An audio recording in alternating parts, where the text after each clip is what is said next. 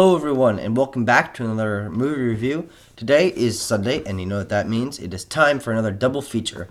We are going from the crap level of Piranhas to the god tier level of Tarantino action, well edited, well paced movies through the Kill Bill series, as you can see through the title.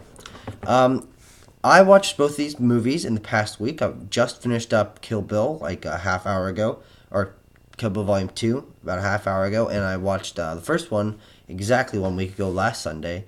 And oh man, I was really surprised how much I enjoyed this. I didn't know much about the movies beforehand. I think I'd probably seen a picture of Uma Thurman with a samurai sword, maybe a picture of the Crazy 88 scene from the first one, but I didn't really know what to expect, except for a little bit of violence, because it's Tarantino. But anyway, let's get into the review. So for a summary of Volume 1, the Kill Bill series, both of them really, follows the story of an unnamed woman, and they do make a pretty big deal about not saying her name for all of the first movie. They bleep it out. They cross it out and things like that. They make sure you don't know who she is. So she's called the Bride in this, and she's called that because really the genesis of this story was that she was shot in the head during her wedding.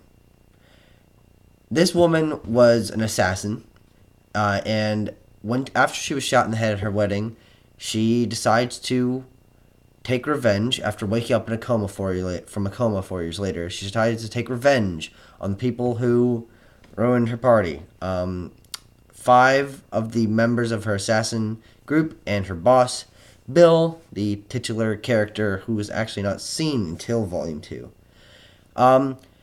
So, that's basic story overview.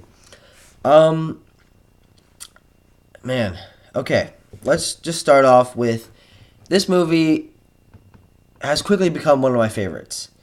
I honestly think that almost every aspect of this film is perfect. From the storytelling, which is mysterious and softly spoken. They don't explicitly tell you everything. They leave you guessing on a lot of things, which is then wrapped up in Volume 2. But the storytelling that they do in Volume 1, I think, is incredible. How it's very subtle.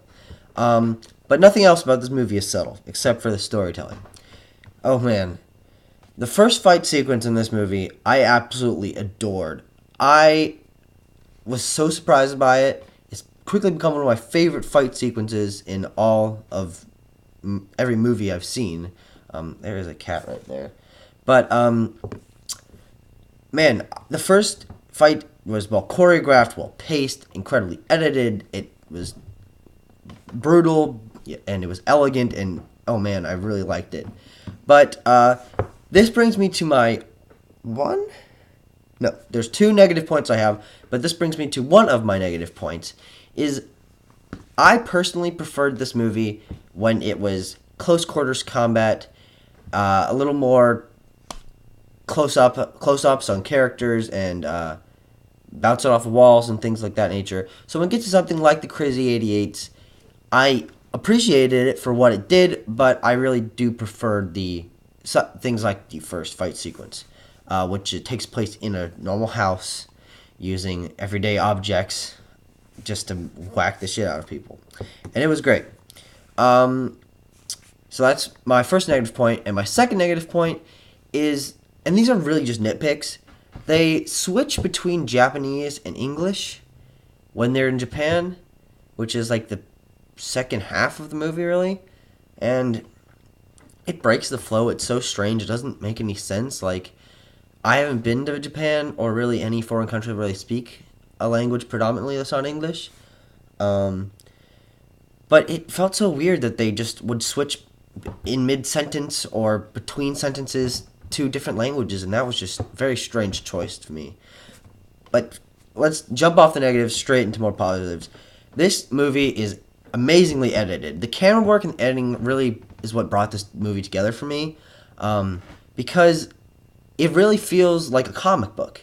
and that is what it's going for. The overly gory fight sequences are great, but it's when they edit it to feel paced like a comic book, or they in one part of the story they actually turn it into like an animated comic book style.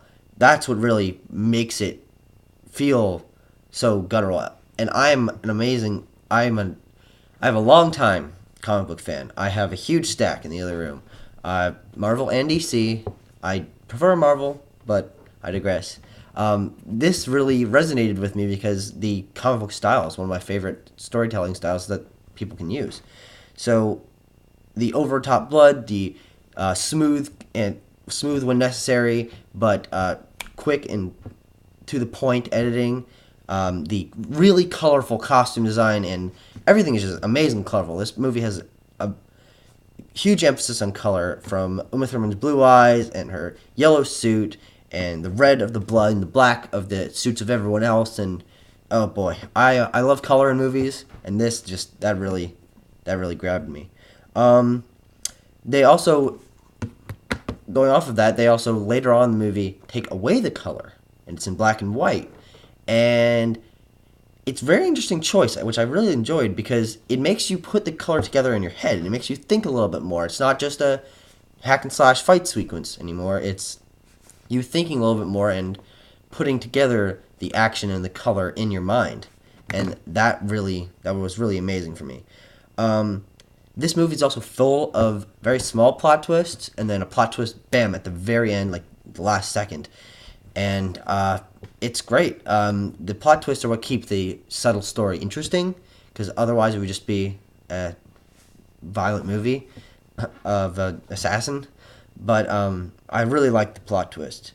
And another thing, and I've said this in past movies, I really like it when you can tell how far apart sequences happen. And they do this amazingly by putting title cards with the date and the location, and bam, it is here, this is when it happened, this is the amount of time that passed between these two. It was 4 years since he got in the coma, and now she's woke up. It really works for me. And that's just something that personally brought the movie up for me. Let's see. My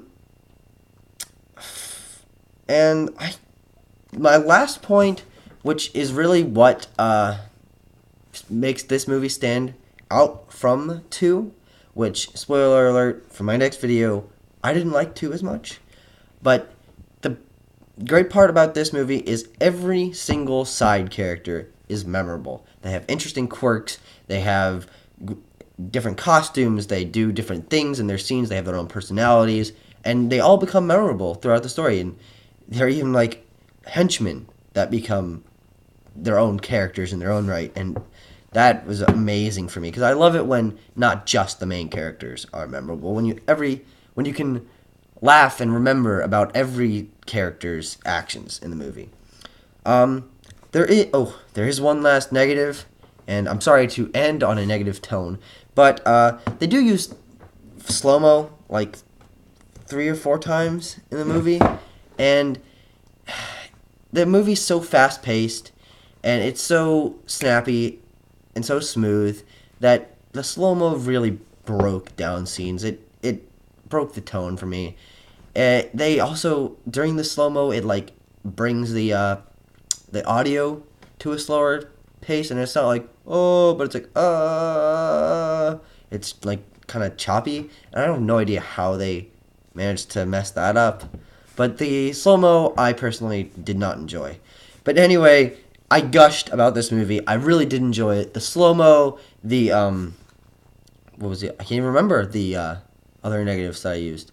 But those things that I mentioned that were negatives are so minimal and do not detract from the overall powerfulness of the movie. This is my first real 5 stars. I know I give Fredzot Sneeze 5 stars, but that was a real joke. But this is my first real 5-star review. Kill Bill Volume 1 is an incredible movie, and I have to say, you really need to see this movie if you're a fan of action or subtle storytelling or colorful visuals. So thank you so much for watching, guys. I hope you enjoyed, and I will see you guys in Kill Bill Volume 2 review in a few minutes. Bye.